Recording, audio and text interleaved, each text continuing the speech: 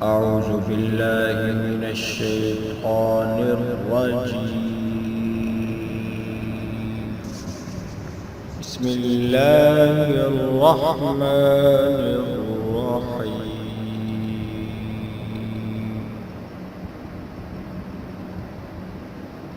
تبارك الذي بيده الملك وهو على كل شيء قدير. الذي خلق الموت والحياة ليبلوكم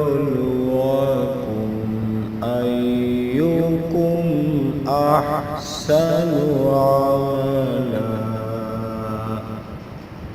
وهو العزيز الغفور.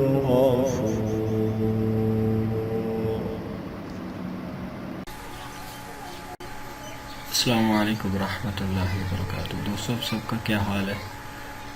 آج میں آپ لوگوں کے لیے ایک اور زبردست سا ایک شرعی مسئلہ لے کر حاضر ہوا ہوں. دوستوں آج کا جو شرعی مسئلہ میں آپ لوگوں کے سامنے بیان کرنا چاہ رہا ہوں، ایک حدیث میرے سامنے ہے. حضرت ابن مسعود رضی اللہ تعالیٰ عنہ اور حضرت ابو ہریرہ رضی اللہ تعالیٰ عنہ ارشاد فرماتے ہیں کہ حضور صلی اللہ علیہ وسلم نے ارشاد فرمایا کہ لوگوں پہ ایک ایسا زمانہ آئے گا کہ آدمی کی جو ہلاکت ہے وہ اس کے اپنے ماں باپ کی وجہ سے ہوگی، اس کی بیوی کی وجہ سے ہوگی، اور اس کی اولاد کی وجہ سے آدمی کی ہلاکت ہو جائے گی. آگے حضور صلی اللہ علیہ وسلم نے اس کا ایک ریزن بھی بیان فرمایا کہ اس کے اہل و عیال، اس کے گھر والے، اس کی بیوی، وہ ایسی اس کو اس کی غربت کا عار دلائیں گے، اس کو تانا دیں گے غربت کا، اور ان سے ایسی ایسی فرمائشیں کریں گی کہ جن کو پورا کرنے کی ہسبینڈ کے اندر یا اس آدمی کے اندر طاقت نہیں ہوگی.